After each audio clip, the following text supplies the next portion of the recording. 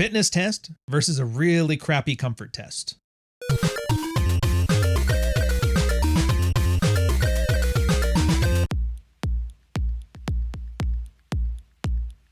We're on the Mids Watch. It's Ryan. Welcome, guys. This is going to be a very simple distinction. A lot of guys don't understand what we talk about when we talk about fitness tests or, the SHIT tests. Sorry, YouTube. Got to wait 30 seconds to start cussing.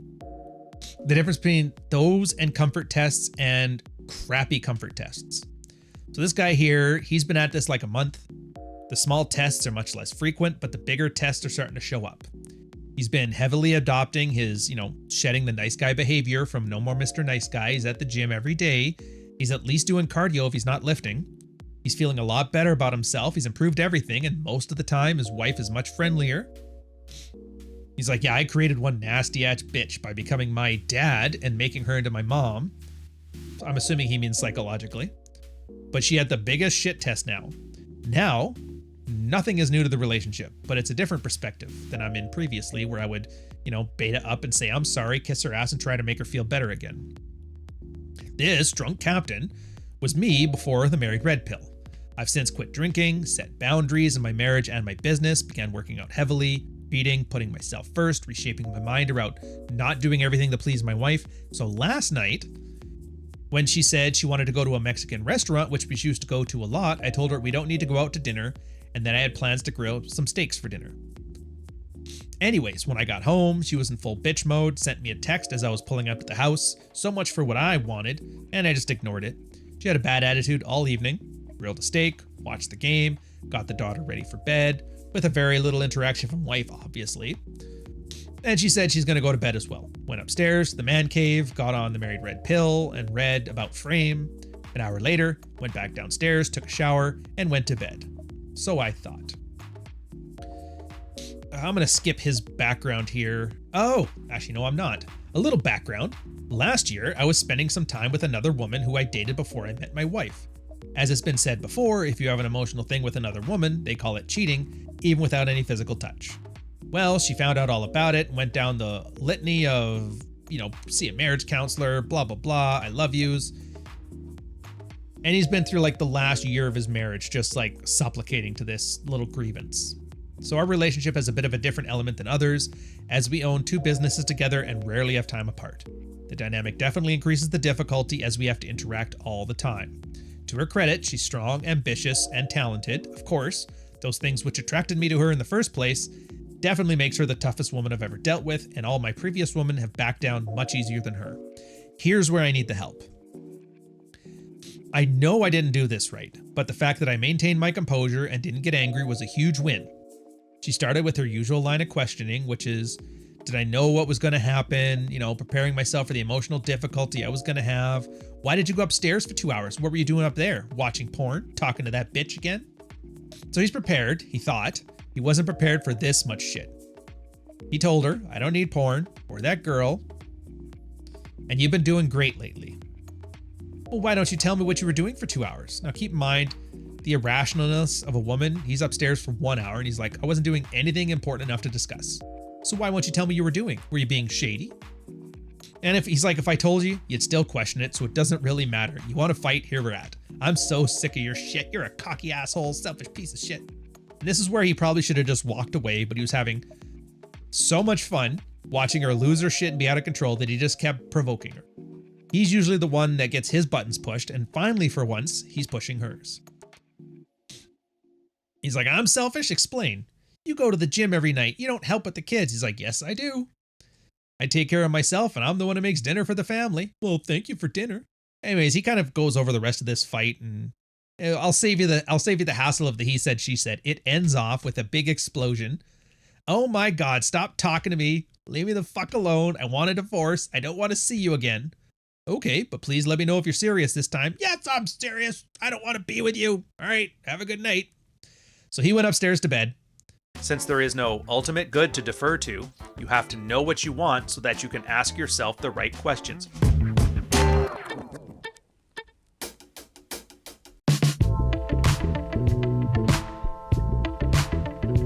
The war within began quickly.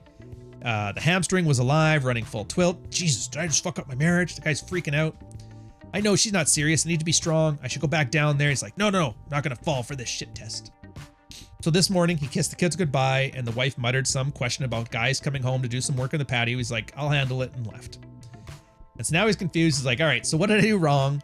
And what should I have done? So Jack's got a nice quick thing here, and then I'll add some points afterwards. Jack says here, because the kid was worried about if it was a main event. And the main event comes at the end of Dread when you've had a very headstrong wife this whole time running roughshod over the marriage, and the power dynamic shifts to the point where you're in charge, and now she's worried about losing you, does not know how to keep you, provides the mother of all comfort test. Snot bubbles, crying, the works. He's like, I don't think this was a main event.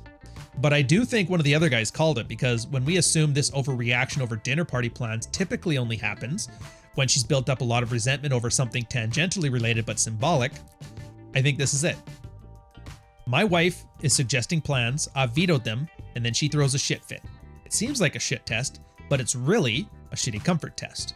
Because when this happens in my marriage, my wife is communicating, I feel like we are boring lately, and your lack of awareness about this is frustrating to me and causing issues.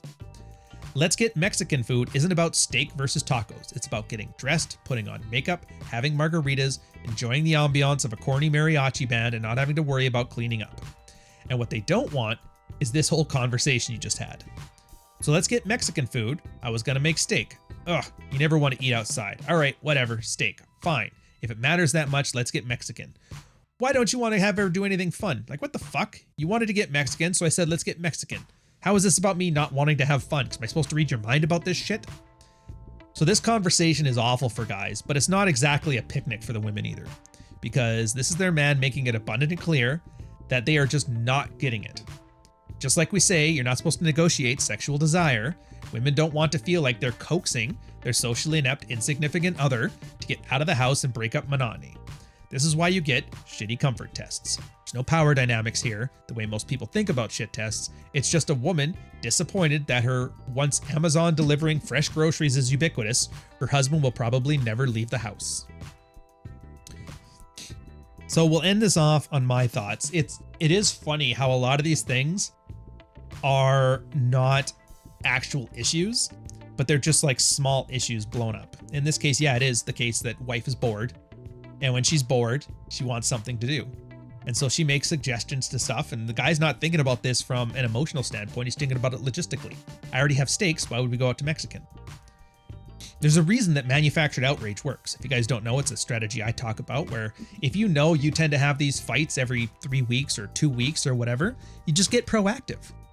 Your wife needs some excitement, so every once in a while, just pick a fight over some nonsense. But it has to be nonsense, things you don't care about, because that way you can escalate it, get the drama out of the way, and then drop it off. Now, there's multiple ways to deal with it. You can just start having more dates like this too, but the one thing I find is that every time a girl suggests ways of staving off boredom, they're never very good. They aren't really. She just wants some excitement. And sometimes it's the case, yeah. Going out to dinner might be the case. Going out to an event might be fine. But sometimes just yelling at her and calling her a cunt and then bringing it back down like you just totally forgot the entire thing is all it takes. But I mean, there's a bunch of tools. Come up with your own. A lot of this, and this is important. It sounds like I'm just playing games and the girl's playing games and everybody just, why don't you just eat the steaks and shut up? Look, you guys have all heard the stats. 7 out of 10 divorces are initiated by the woman.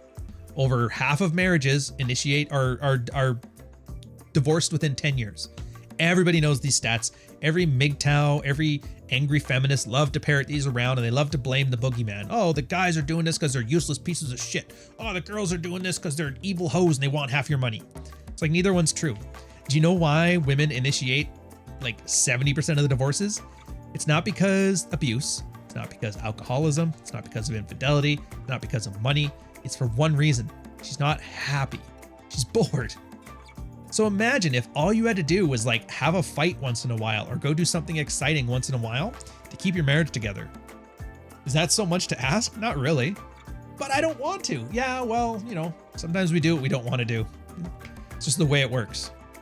So once you understand, and this is where I love like talking red pill with people who take it seriously, because you get all the fresh and fit guys who are just like, the bitch belongs to the streets. And I'm like, This is such like a small skill set that's so easy to learn and internalize. Why are you having a temper tantrum over it? And like, oh, I remember why. Because you're single and you have to invite girls on your podcast and get a blowjob promise because you don't know how to have any game. I get it now. So yeah, every now and then just realize, be exciting. Not necessarily like you don't always have to make a big, extravagant, showy thing of this. Just it's like an emotion. All you need is an emotion. Pick a fight one day over nothing. When she starts yelling at you, leave the house for 2 hours and refuse to say where you went.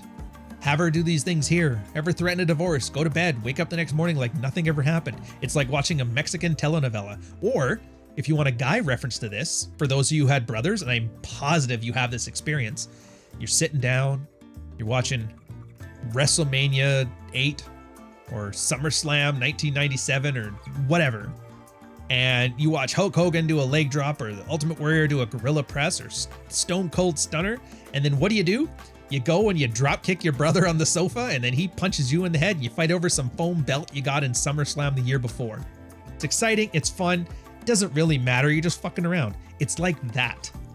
It's no different than you fighting with your brother after watching Hulk Hogan flex for 20 minutes on the camera. And you just might end up having a much more interesting marriage without having to go to Mexican night every couple weeks. So take that with you and enjoy yourself.